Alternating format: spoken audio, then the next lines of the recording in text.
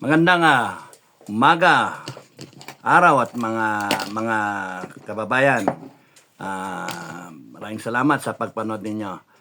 Gusto ko lang puntuhan yung uli kong live bitin no. So short lang to. 10-15 minutes. So magbebenta tayo ng assets sa prime real estate assets. Ang ano doon, tanong, sino ang bibili? Ngayon, dalawa lang yan. Either mga oligarchs or consortium ng mga oligarchs, no? Kasi sila yung may pera, no? Or sa kabilang dako, yung mga consortium ng nakatanggap ng maleta. So, sa isang dako, mga oligarchs na suportado ang administrasyon, may mga vested interest, pwedeng baratin yan, or yung mga consortium ng mga oligarchs, no? So decide panay mga oligarchs, panay mga bilyonaryo, top billionaires ng bansa, mga businessmen, talaga may mga pera yan.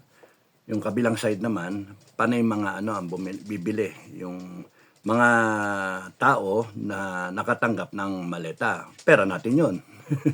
So, ang dyan, ang sa akin, ang gusto ko lang since auction yan, no? We have the right to know kung ano ba talaga, kung sino ang bibili. We want transparency. Hindi pwede yung lang, yung sila lang ang nakakaalam. At mas maganda kunyari kung tinago nila, parang yung isa dyan na nagbenta ng property, $1 lang, pero actually, million yung halaga, dollars, no? Binenta lang ng $1 sa isang kumpanya na represented ng isang lawyer na wala sa hulog yun eh. So ito, gusto kong sana tayo, mga kababayan, alam natin kung sino ang bibili. Yun yung isang punto, no? Na magbebenta nga ng prime real estate assets ang gobyerno, tatlo. Yung Atrium sa Makati, Mailong sa Makati, at yung parte ng FTI sa Taguig. Matagal nang binibili yung FTI portion na yan eh. Nagbabag down lang lagi kasi fail bidding, no? Parang ganon. So ngayon, hari mo na kinakailangan ibenta, kuno dahil sa gusto nila magkaroon tayo ng 2 million barrels of oil na they are intending to produce 193.7 to be exact billion, or rounded off 194 billion.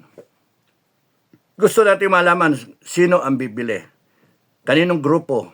Gusto natin mga pangalan, hindi lang yung pangalan ng kumpanya, kasi pagka lumabas yan, baka sila lang ang bibili, ginisa tayo sa sariling mantika. Pera rin natin. Or kundi kaya may kausap silang isang oligarch dyan na re-represent sila para credible. Pero actually, ang backing ng pera galing sa mga nakatanggap ng maleta. So, isang punto yun. No? Pangalawang punto, gusto natin itanong, tama ba yon na magbenta tayo ng asset? Kasi, sabi nila, ang justification, kailangan. Inaamin nila na walang pera eh. Kasi magbebenta ka ng asset, walang pera kasi, no? Nagre-raise sila ng pera to produce 10 days worth of buffer stock. No? 10 days lang. After that, nung 10 days, paano na? Ngayon nasabi ko, paano na? Magbebenta ulit tayo ng assets. Saan tayo kukuha ng asset?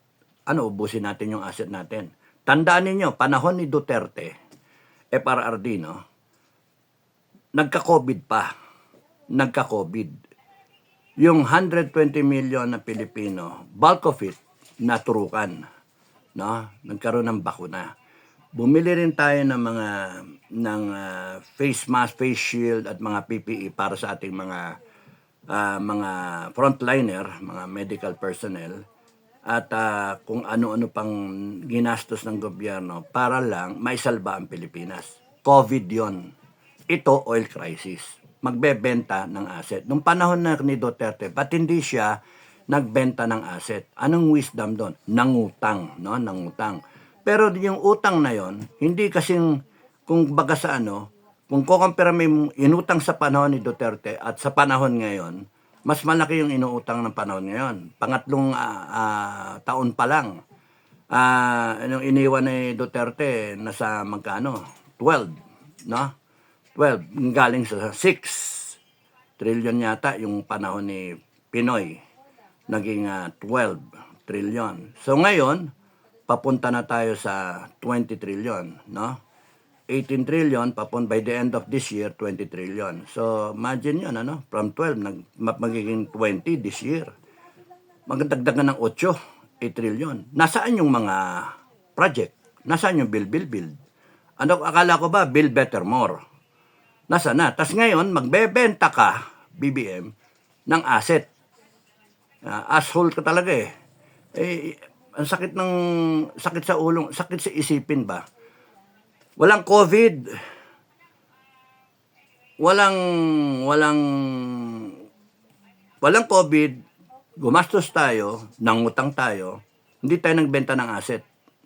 Pero marami pang natayong project. Build. Hindi kagaya ngayon, wala yung mga project, may ghost project. Yung build na tiwangwang.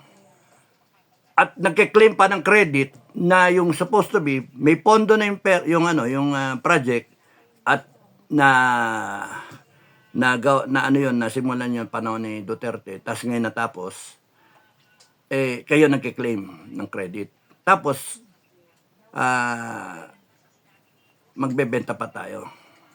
Kaya, hanggang saan tayo magbebenta? Kung ganyan ang diskarte ng gobyerno, malaki ang problema natin.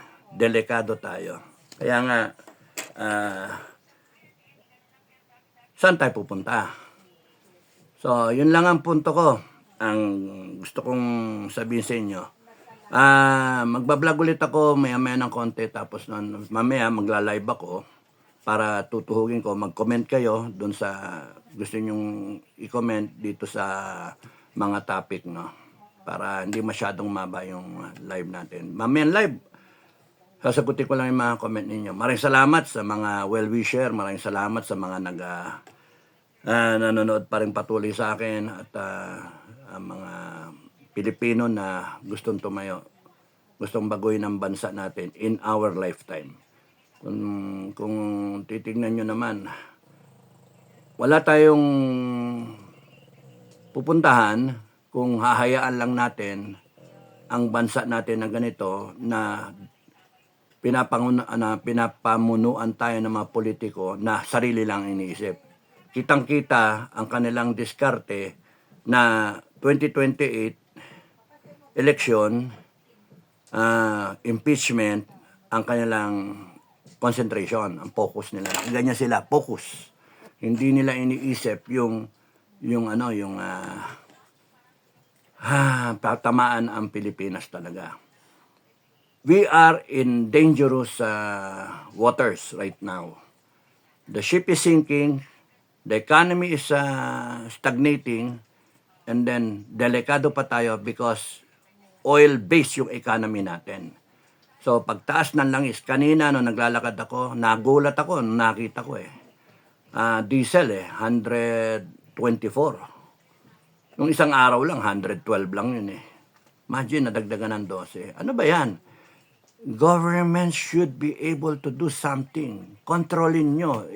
Kung merong batas ng deregulation, yung mga excise tax na yan, Congress, yun ang banatan ninyo, hindi yung ganito. Magbebenta tayo ng assets and then pansamantala lang yun. Better ang thinking, wag kayo magbenta ng government asset. Isipin nyo, mag-realign tayo ng pondo. Kaya, kung ituloy nyo yung pagbebenta, gusto kong malaman ng mga kababayan, ng bawat Pilipino, sino ang bibili.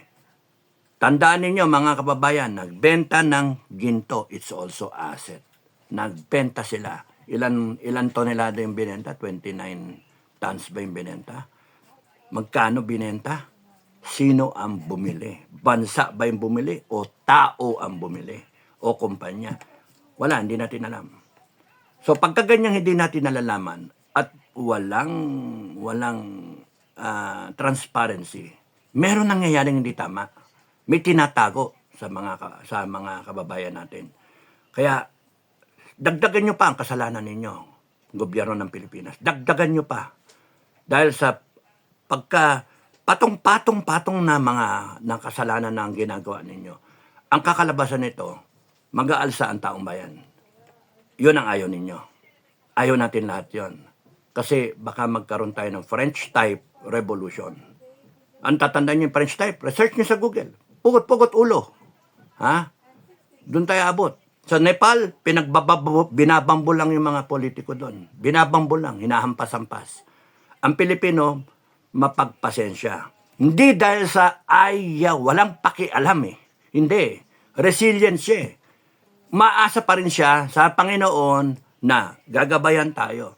Pero dadating lagi do sa punto na ang taong bayan, pagka napuno, parang Fernando po, pagka napuno na ang salop, kinakailangan kalusin. Government of the Republic of the Philippines, mga politiko, kinakailangan kumilos kayo. Kumilos kayo sa tama na paraan, sa tamang pamamalakad ng Pilipinas. Hindi yung sarili ninyong bulsa iniisip nyo, sarili ninyong kakapwestuhan pagdating sa eleksyon. Pumaporma kayo, pumiplacing kayo. Tinatanggal nyo, gusto nyo tanggalin ang Inday Sara para wala kayo nakalaban sa Malacanang at yung mga nag-aambisyon magpresidente at yung mga gustong tumakbo ng Senado para may pag-asa kayo. Kasi, wala mag-endorse na eh. Pero, isipin nyo na muna ang Pilipinas. Kawawa tayo. Kawawa ang mga kababayan natin. Kasi pagka hindi nyo ginawa yon, yung tamang pamamalakad, yung tamang duty ninyo, ang inyong trabaho para sa mga Pilipino, Pilipino ang gagawa ng trabaho. Pilipino na ang mag-aalma. Kaya doon yung iniiwasan natin. Ayaw natin malagay sa history na ang Pilipino nagpatayan. Ang Pilipino, sobrang galit, pinagpupugutan ng ulo, pinagbibitay ang mga politiko. Ngayon, I am giving you a fair warning. The only way out here sa ginagawa ninyo is good governance. Mga politiko, isipin ninyo kung bawat kilos nyo ngayon, isipin ninyo lahat ng ikikilos nyo kung tama o mali. Hanggang doon na lang. Maraming salamat. God bless.